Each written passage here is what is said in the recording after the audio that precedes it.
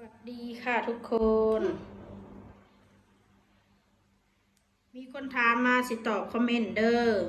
เรื่องใหญ่เฮือนใหญ่ซานนี่แหละสิบอกให้ฟังเบิ่งเนี่ยผมมุงเนี่ยลุงลังบ่ปวดมือเลยเมื่อยเนาะเข้ามาอยู่ในห้องแอร์ใครได้มีแห้งเนี่ยจะหน่อยเนาะเขาเห็นคอมเมนต์มายังก็บ้านอยู่ใต้สะพานนี่คือเสียงรถเฮินทันแถวว่าซะอยู่ใต้สะพานอยู่สลัม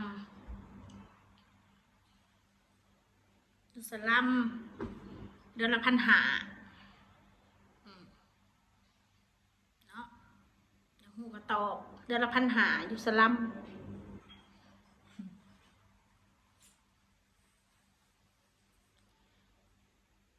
เฮาเห็นเฮาใหญ่เฮือนก็เว้าใส่เฮาพี่น้อง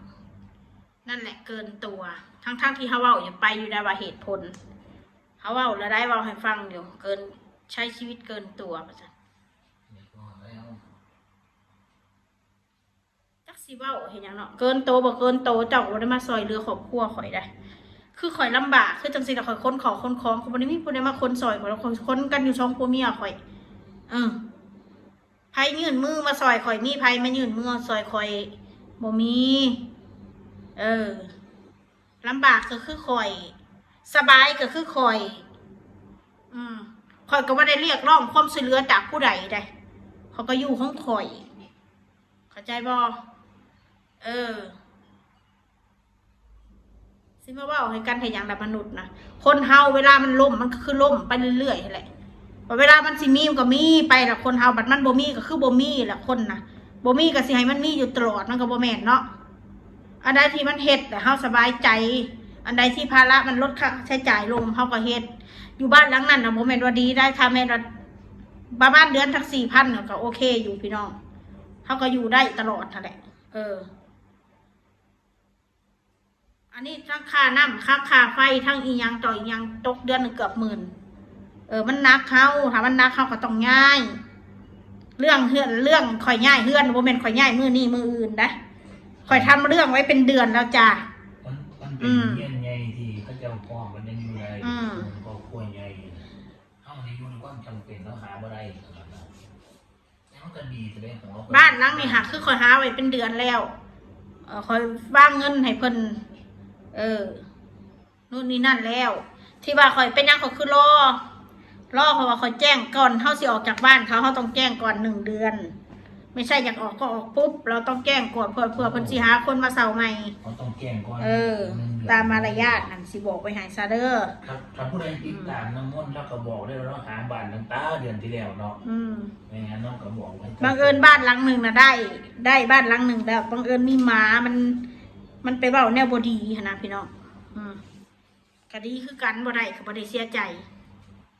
อยู่บ้านหลังนี้ก็ดีคือกันนะเขาอยู่ว่าสันสาบ้านหลังนี้ก็บ้านห้องเดียวห้องดำห้องเดียวลงรถก็บ่มีดอกจอดตามถนนหนทางว่าสักเดือนละ1,500เนาะพ่อใหญ่เอาหัวเห็นยังหัวเห็นยังส่งผมเจ้าผมเปิดอารมณ์ให้กำลังใจกันเถิดพี่น้องอย่าซื้อมาด่ากันหลายเถอะเราพังครอบครัวขอกับประทามากมายไรพ่อเองแล้วเขาก็เมื่อยคอยเมื่อยได้เขาไม่ได้มีแบบเวลาที่มานั่งว่าใช้เราด่าคนนั้นด่าคนนี้ได้บางทีเขาก็เมื่อยเขาก็ท้อคือกันได้ชีวิตคอยยืนหยัดได้คอยอยู่ได้เพราะลูกคอยซื่อๆนะคอยสิบอกไว้ให้คอยอดคอยทนเพื่อยังนี่อยู่เมืองไทยนี่คอยอดปวดทนเพราะลูกถ้าเขาบ่มีลูกค่ะคุยเขาไปอยู่ประเทศลาวคอยเช่าบ้านอยู่เดือนละ2,000 บาท1,000 กว่าบาทอยู่ลาวนะไม่ได้แพงค่าเช่านะอยู่ไปทำ YouTube ไปลงถ่าไปผลแนวมีความสุขขอเดยมันอยู่แบบโอ้ยอันนั้นอันนี้อันนั้น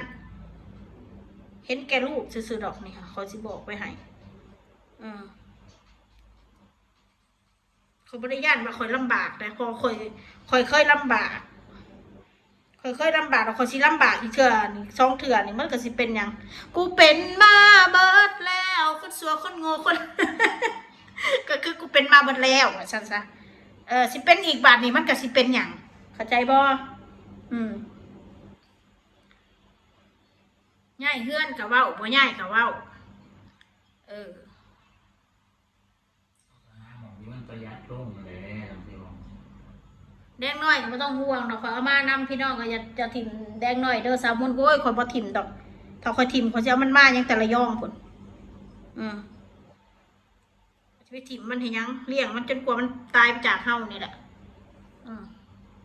มันคือภาระแล้วมันคือครอบครัวแล้วแดงน้อยนะก็ได้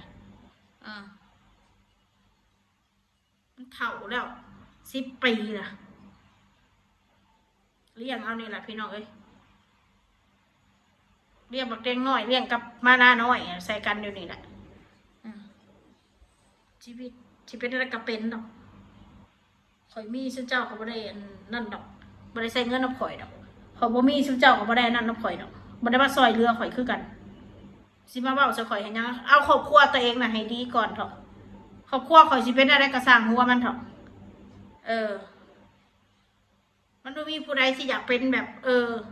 มันบ่มีผู้ใดอยากเกิดมาแบบเป็นคนจนดอกพี่น้องเว้ยคนเฮามันเลือกเกิดบ่ได้เฮาก็จะไปมองคนที่เขามีกว่าเฮาบางคนก็ว่านั่นแหละได้ผัวบ่เป็นตาสแตกว่ะถึงผัวกูสิบ่เป็นตาสแตกผัวกูก็บ่ได้ทำความเดือดร้อนให้กับไผเขาก็อยู่ในส่วนของเขามีแต่พวกมึงมาก้าวไก่ชีวิตเขาถึงเขาจะไม่เอาไหนถึงเขาจะไม่เก่งเหมือนคนอื่นเขาเขาก็ไปทำความเดือดร้อนให้กับไผ่เขาก็อยู่มอแม่ของเขาบัดมาด่าเขาเพราะเขาตอบขึ้นแบบเครียดบอกหลับบ่ได้มันก็บ่แมนได้แบบนะตัวเองอะด่าเขาจะเป็นเชตาย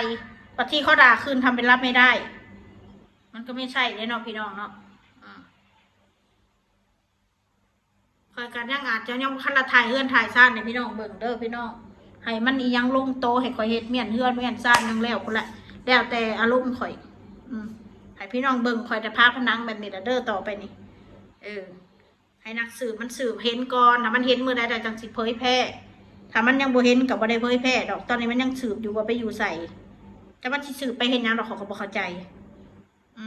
แต่มันจะไปเห็นยังไปโพสต์ลงชุมชนว่ามันเก่งบ่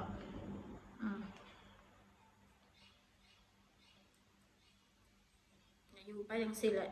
มีแนวกินกับเห็ดกินแล้วก็มันตั้งนั่งเบิ่งหน้าข่อยเอาเป็นว่าแดงน้อยก็อยู่สบายข่อยกับพวกเขาก็สู้ไปนี่แหละพี่น้องคนเฮาเวลามันลำบากกันก็สู้น้ำกันนั่นแหละพวกเมียถ้าบางคนถ้าลำบากเขาก็บ่อยู่หรอกข่อยอยู่เพราะยังกับพ่อหักลูกหักผัวจังทนอยู่เขาบริยอมหรือคนมาบอกให้ข่อยป้านนี่ดอกสิบอกไว้ให้ซะเขากลับไปอยู่บ้านเขาบริอึดตายเด้อจีรอมีให้คุดกับปูมีให้หาเนาะไม่มีให้ลงหวยลงหาซื้อทอข่าวสารมาถิ่มเนี่ยนะก็ประแดดแป้งนวลเอาเห็ดบ่เป็นนะเอาก้อยเขาบริอดตายเด้อคนแบบข่อยเขาเป็นคนขี้ข้านทำมีงานในข่อยเห็ดสู่ตายแล้วว่าผลงานนี่ถ้าเฮาบ่มีเงินนะมันสิอัตโนมัติดอกพี่น้องการใช้บ่ว่าการใช้จ่ายบ่ว่าการใช้ชีวิตเวลาเราไม่มีเงินมันจะปรับปรุงตัวเองเลยไปในทิศทางที่เราสามารถที่อยู่ได้ตลอดว่าซั่นซะมาหน้านี่แข้งขาก็ลายเนาะนุ่มเก่งขายาวยุ่ง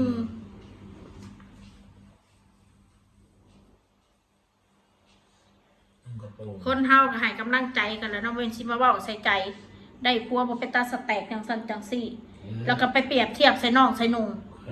น้องอ้นเขามีเฮือนมีบ้านบางคนกับ FC ดีๆก็เว้าใส่เฮาจักสิเว้าเฮ็ดหยังก็รู้อยู่ว่ามันเป็นเพราะแนวใดเป็นเพราะเหตุอันใดก็ควรสิรู้อยู่บางบางข่าวกับเรื่องบางเรื่องเฮาก็บ่สามารถที่จะเว้าเบิดได้มันเป็นเรื่องส่วนตัวหาเถื่อค่ะใดเห็นว่ามี FC กับบ่แม่นเฮาสิสามารถเว้าได้ทุกเรื่อง